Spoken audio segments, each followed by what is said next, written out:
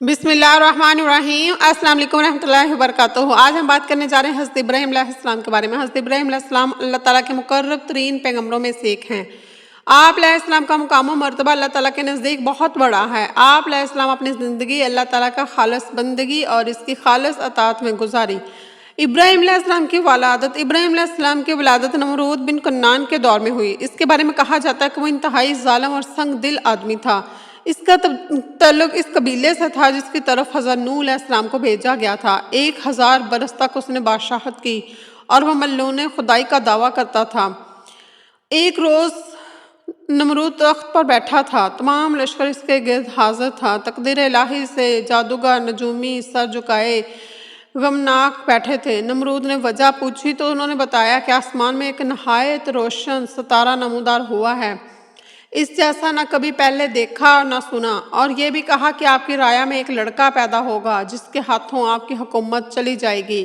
یہ سن کر پہلے تو نمرود پریشان ہو گیا اور پھر حکم جاری کر دیا کہ تمام مرد عورتوں سے الگ رہیں، اور اس دن کے بعد جو بھی بچہ پیدا ہوا اسے قتل کر دیا جائے گا۔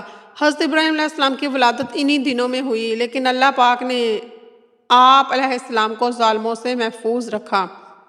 حضرت ابراہیم علیہ السلام کی کنیت ابو سفیان تھی، مہمانوں والا یعنی کہ مہمان نواز۔ انہیں خلیل الرحمن یعنی اللہ کا دوست کا منصب بھی عطا کیا گیا۔ آپ کا نسب نامہ سام بن نوح علیہ السلام سے جا ملتا ہے۔ شکل و شباہت میں حضرت ابراہیم علیہ السلام حضرت محمد صلی اللہ علیہ وآلہ وسلم سے مشابہت رکھتے تھے اور نمونہ ہیں۔ حضرت ابراہیم علیہ السلام کے والد کا نام آزر تھا۔ ان کی عمر 75 برس تھی جب حضرت ابراہیم علیہ السلام پیدا ہوئے۔ ابراہیم علیہ السلام کے علاوہ ہاران اور ناہور بھی آزار کے بیٹے تھے، اور حضرت لوط علیہ السلام ہاران کے بیٹے تھے، یعنی ابراہیم علیہ السلام کے بھائی کے بیٹے۔ ابراہیم درمیانے بیٹے تھے، اور ہاران کی وفات کے بعد والد کی زندگی میں ان کی جائے پیدائش یعنی بابل جیسے علاقہ بھی کہا جاتا ہے کہ سرزمین پر ہو گئی تھی۔ اللہ تعالیٰ نے حضرت ابراہیم علیہ السلام کے ذریعے باطل کے اندھیرے ختم کیے اور گمراہی کو ختم کیا۔ اللہ تعالیٰ نے بچپن سے ہی عقل سلیم اور رشد و ہدایت سے نوازا تھا، اور جب وہ بڑے ہوئے تو انہوں نے رسول بنا کر مبعوث کیا، خلیل کا منصب عطا کیا۔ حضرت ابراہیم علیہ السلام کا نمرود سے مناظرہ ہوا۔ نمرود بابل کا بادشاہ تھا۔ علماء کے مطابق جن 4 بادشاہوں نے پوری دنیا پر حکومت کی، نمرود ان میں سے ایک تھا۔ ان چاروں میں سے 2 مومن تھے اور 2 کافر۔ مومن ذوالقرنین اور سلیمان علیہ السلام تھے، اور کافر نمرود اور بخت نصر ہیں۔ نمرود مسلسل 400 سال تک بادشاہ رہا۔ اس نے سرکشی، ظلم اور تکبر کا راستہ اختیار کیا اور آخرت کی بجائے دنیا کا اصول پیش نظر رکھا۔ جب حضرت ابراہیم علیہ السلام نے اسے اللہ واحد لا شریک کی عبادت کی دعوت دی تو اس نے جہالت اور گمراہی کی وجہ سے خالق کا انکار کر دیا۔ چنانچہ حضرت ابراہیم علیہ السلام نے اس سے بحث کی، لیکن وہ مردود خدائی کا دعویٰ کرنے لگا۔ حضرت ابراہیم علیہ السلام اور نمرود کے درمیان مناظرہ اس دن ہوا جس دن وہ آگ سے نکلے۔ اس سے پہلے ان کا آمنا سامنا نہیں ہوا تھا۔ جس دن وہ اکٹھے ہوئے اس دن یہ مناظرہ واقع ہوا۔ حضرت ابراہیم علیہ السلام نے فرمایا، میرا رب زندہ کرتا ہے اور مارتا ہے۔ اس نے کہا، میں بھی زندہ کرتا اور مارتا ہوں۔ اپنی بات کو سچ ثابت کرنے کے لیے اس جاہل نمرود نے 2 قیدی منگا کر بے قصور کو مار ڈالا اور قصوروار کو چھوڑ دیا، اور کہا کہ دیکھا، میں جس کو چاہوں مارتا ہوں اور جس کو چاہوں نہیں مارتا۔ اس طرح سب کو فریب دینے کی کوشش کی، اس کو ایک موت دی اور دوسرے کو زندگی بخشش دی۔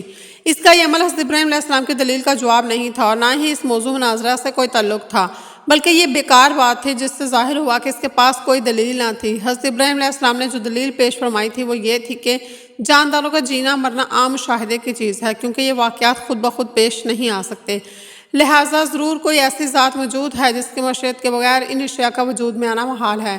لازمی ہے کہ ان واقعات کا کوئی فاعل ہو جس نے انہیں پیدا کیا ہو، انہیں اپنے اپنے نظام کا پابند بنایا ہو، جو ستاروں، ہواؤں، بادلوں کو ایک جگہ سے دوسری جگہ لے جاتا ہے اور بارش برساتا ہے۔ ان جانداروں کو پیدا کرتا ہے جو ہمیں نظر آتے ہیں، پھر ان کو موت سے ہمکنار کرتا ہے۔ اسی دلیل سے حضرت ابراہیم علیہ السلام نے فرمایا کہ میرا پروردگار تو وہ ہے جو پیدا کرتا اور مارتا ہے، لیکن اس جاہل نے جو کیا کہ میں بھی زندہ کر سکتا ہوں اور مار سکتا ہوں، یہ تو سراسر ضد اور ہٹ درمی کا اظہار تھا۔ اگر اس سے مراد قیدیوں کا واقعہ ہے تو اس کا ابراہیم علیہ السلام کے پیش کردہ دلیل سے کوئی تعلق ہی نہیں تھا، بس وہ دلیل کے مقابلے میں دلیل پیش نہ کر سکا۔